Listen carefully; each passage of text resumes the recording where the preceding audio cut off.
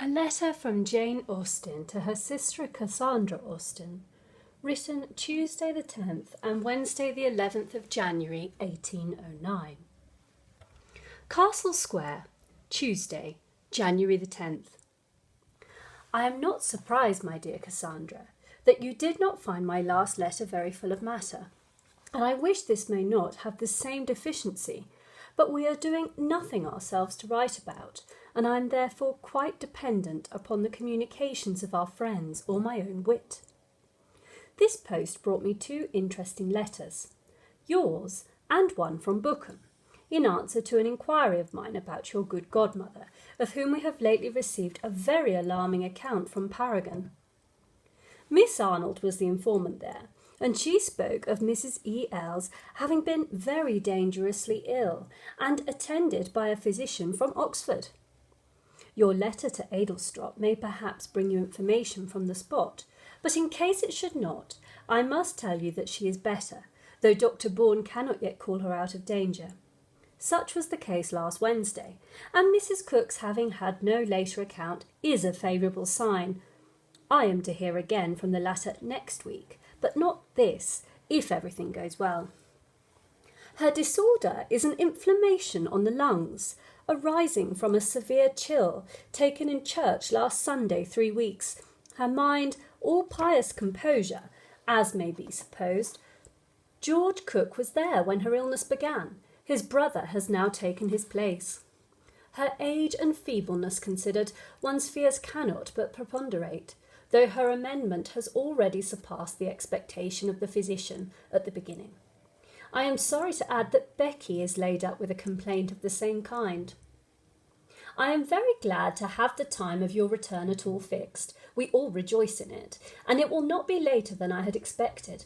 I dare not hope that Mary and Miss Curling may be detained at Portsmouth so long or half so long, but it would be worth 2pence to have it so. The St. Albans perhaps may be off to help bring home what may remain by this time of our poor army, whose state seems dreadfully critical. The Regency seems to have been heard of only here. My most political correspondents make no mention of it. Unlucky that I should have wasted so much reflection on the subject. I can now answer your question to my mother more at large, and likewise more at small, with equal perspicuity and minuteness, for the very day of our leaving Southampton is fixed, and if the knowledge is of no use to Edward, I am sure it will give him pleasure. Easter Monday, April the 3rd is the day.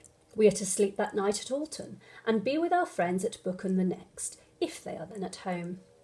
There will remain till the following Monday, and on Tuesday, April the 11th, hope to be at Godmersham. If the Cooks are absent, we shall finish our journey on ye 5th. These plans depend of course upon the weather, but I hope there will be no settled cold to delay us materially. To make you amends for being at Bookham, it is in contemplation to spend a few days at Barton Lodge, in our way out of Kent. The hint of such a visit is most affectionately welcomed by Mrs. Birch in one of her odd, pleasant letters lately, in which she speaks of us with the usual distinguished kindness, declaring that she shall not be at all satisfied unless a very handsome present is made us more immediately, from one quarter. Fanny's not coming with you is no more than we expected, and we have not the hope of a bed for her, and shall see her so soon afterwards. At Godden we cannot wish it otherwise. William will be quite recovered, I trust, by the time you receive this. What a comfort his cross-stitch must have been! Pray tell him that I should like to see his work very much. I hope our answers this morning have given satisfaction. We had great pleasure in Uncle Deede's packet, and pray let Marianne know in private that I think she is quite right to work a rug for Uncle John's coffee urn, and that I am sure it must give great pleasure to herself now, and to him when he receives it. The preference of brag over speculation does not gratefully surprise me, I believe, because I feel the same myself, but it mortifies me deeply, because speculation was under my patronage. And after all, what is there so delightful in a pair of royal braggers? It is but 3 nines or 3 knaves, or a mixture of them. When one comes to reason upon it, it cannot stand its ground against speculation, of which I hope Edward is now convinced. Give my love to him if he is. The letter from Paragon, before mentioned, was much like those who had preceded it, as to the felicity of its writer. They found their house so dirty and so damp that they were obliged to be a week at an inn. John Binns had behaved most unhandsomely and enraged himself elsewhere. They have a man, however, on the same footing, which my aunt does not like, and she finds both him and the new maid-servant very, very inferior to Robert and Martha. Whether they mean to have any other domestics does not appear, nor whether they are to have a carriage while they are in Bath. The Holders are as usual, though I believe it is not very usual for them to be happy, which they now are at a great rate, in Hooper's marriage. The Irvines are not mentioned. The American lady improved as we went on, but still the same faults in part recurred. We are now in Marjana, and like it very well indeed. We are just going to set off for Northumberland to be shut up in Widrington Tower, where there must be 2 or 3 sets of victims already immured under a very fine villain. Wednesday. Your report of Eliza's health gives me great pleasure, and progress at the bank is a constant source of satisfaction. With such increasing profits, tell Henry that I hope he will not work poor Hydiddle so hard as he used to.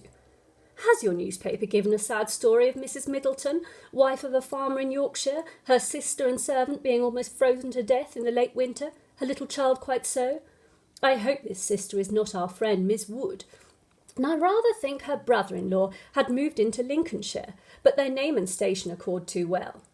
Mrs. M and the maid are said to be tolerably recovered, but the sister is likely to lose the use of her limbs. Charles's rug will be finished today and sent tomorrow to Frank, to be consigned by him to Mr. Turner's care, and I'm going to send Marmon out with it. Very generous in me, I think. As we have no letter from Adelstrop, we may suppose the good woman was alive on Monday, but I cannot help expecting bad news from hence or Bookham in a few days. Do you continue quite well? Have you nothing to say to your little namesake? We join in love and many happy returns. Yours affectionately, Jane Austen.